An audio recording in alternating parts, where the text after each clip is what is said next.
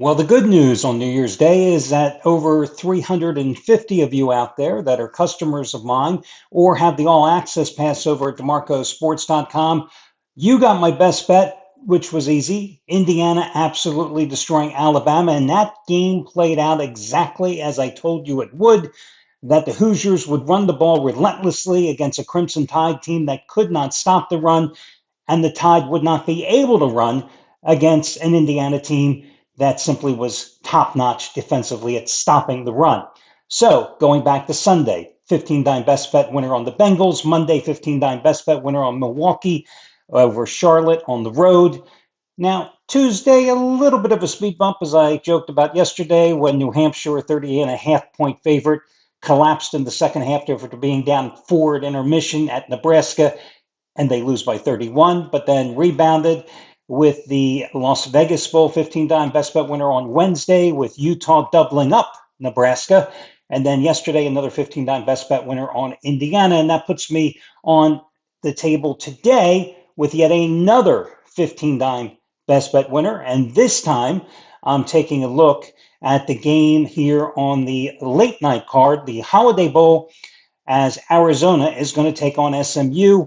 And once again, it's the half price play of the day over at DeMarcoSports.com. Now, that was all the good news. The bad news is the complimentary plays, of which I'd reeled off 3 straight winners here. In football, well, they went 0-2 yesterday, losing with both Georgia, which was my top play by a hair, over Texas Tech, with the Red Raiders also losing. And I just want to throw something out here, which I had been thinking about, and I probably should have mentioned yesterday, but I'll throw it out here today because one of the games I'm going to talk about today, it's going to be the Navy-Cincinnati game, and I'm also going to break down the early game between Rice and Texas State. This applies to, but just a thought.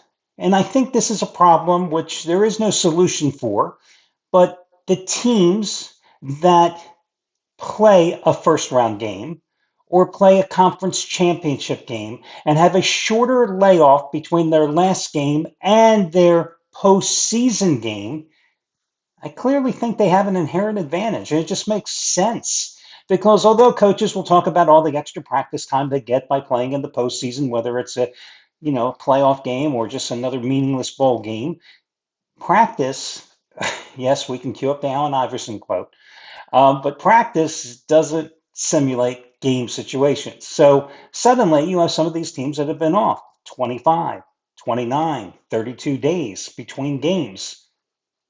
It just doesn't work that way. There are finals for the players that actually go to school for educational purposes. Well, that eliminates 50% of almost every football team, right? And then you've got holiday breaks, and it just doesn't work that way. So I think it particularly affects teams offensively. So the high-powered offenses, they don't get in sync. I think it's easier for defenses to get in sync once again. So look at some of the games here just recently. Miami and Florida, by virtue of playing a first-round playoff game, was by far the sharper team than Ohio State, who had been off since losing to Indiana in the Big Ten championship game.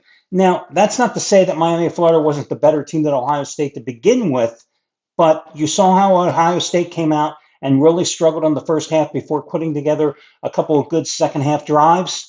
That was a team that wasn't ready to play in the first half. Just saying, okay?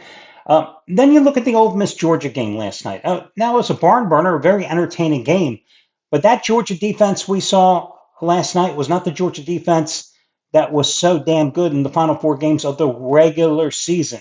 Now, granted, they did play in the SEC championship game, but Ole Miss had that tune-up at home against Tulane, and that Ole Miss offense was definitely on target last night. Look at the Oregon-Texas Tech game. Now, those are 2 teams that I have watched so many times this year, used both of those teams so many times. No doubt in my mind that if you played that game again next week, Texas Tech is not getting shut out. The defense of the Red Raiders played well, but the Texas Tech offense was so out of sync, it wasn't even funny. And that Oregon defense is good, but it's not that good, okay? And the Tech offense, again, the Red Raiders have been off since beating BYU for the second time this season back in the Big 12 championship game. Oregon, on the other hand, had the cakewalk at home against James Madison, what, 9, 10 days earlier. I think that helped the Ducks tremendously in that game. Now, you will have situations like, for example, Alabama coming off the upset win at Oklahoma. They had the game in hand. They had the advantage of playing more recently than Indiana. Well, listen, the Hoosiers were the far superior team, so I don't think it mattered in that particular situation. But again, some games you have to just maybe factor that in. So that leads me to today, where let's talk about the first game. It's going to be Navy and Cincinnati, and there are extenuating circumstances here too.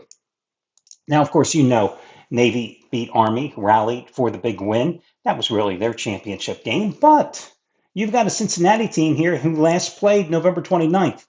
A Cincinnati team that lost 4 straight games to close the regular season. A Cincinnati team in that 4-game stretch that averaged only 18.8 points a game. And I'm here to tell you that the Cincinnati team that's playing today is even worse than the team that lost 4 straight games to end the regular season, because at least a dozen players have opted out, including the most important one, their quarterback, Brendan Sorsby, who's probably considered the #1 player in the portal. 2,800 yards passing and 27 touchdowns, another 589 yards rushing, and another 9 scores on the ground. You're not going to replace him with 2 guys who have not thrown more than 6 passes each for the entire season. Their #1 running back as well, Walker, 709 yards on the ground. He's not available either. 2 of their top defenders, linebacker Jake Golday and defensive end Dante Corleone. Did you think I was going to mess up his last name? They're both out today. 4 of their 5 starting defensive backs are out too. So a team that was so well balanced offensively, averaging 242 yards in the air, 179 yards on the ground, that offense has been shredded, and that's why Navy is a 7.5-point favorite. And the thing about service academies is their talent, and this is not denigrating the talent for any service academy, but you're not watching service academy players hitting the transfer portal today.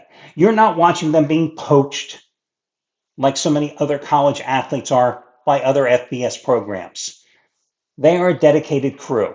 And there's a reason that the service academies have won 7 straight bowls. There's a reason that since 2000, or in their last 22 bowl games, all the service academies combined are 19-3 against the spread. And that's why Navy, too, is today going to be my top complimentary play, minus the 7.5 points. You got to go with them.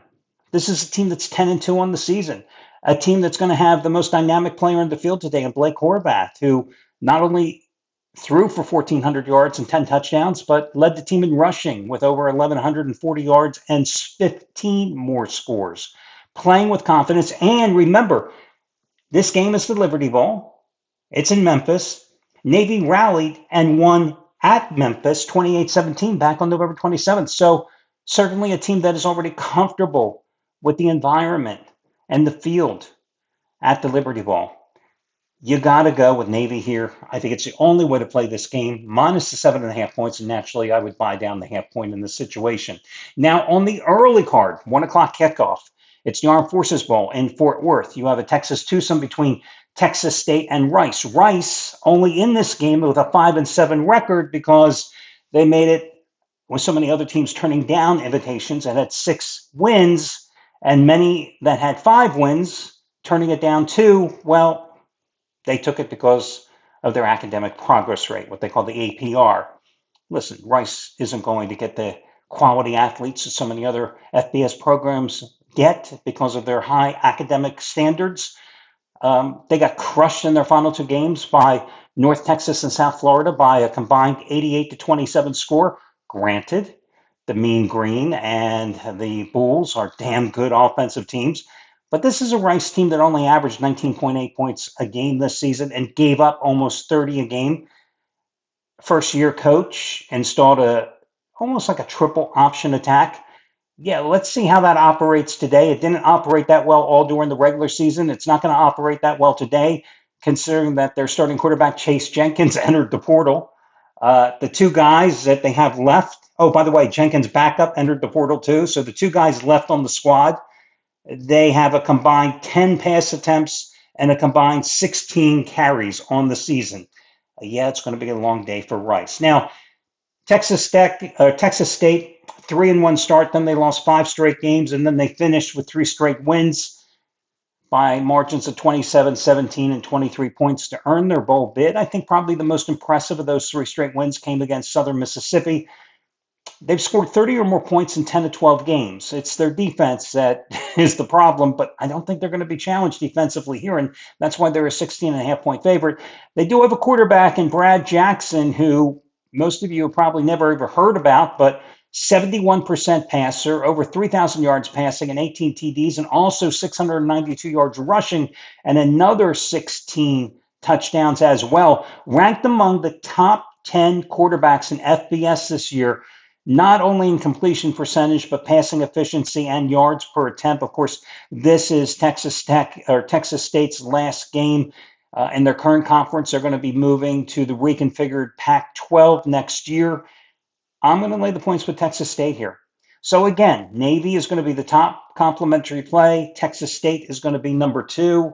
I have no idea about that Mississippi State game, nor do I care. And like I said, my best bet is going to be on the nighttime card on the game between SMU and Arizona. You can get my best bet and all the plays of all the handicappers. You've seen it at the bottom of the screen. If you never have taken advantage of it before, the 2-day free all-access pass. You pick the 2 days, all the plays, all the handicappers. Today, for example, the all-access pass costs $99.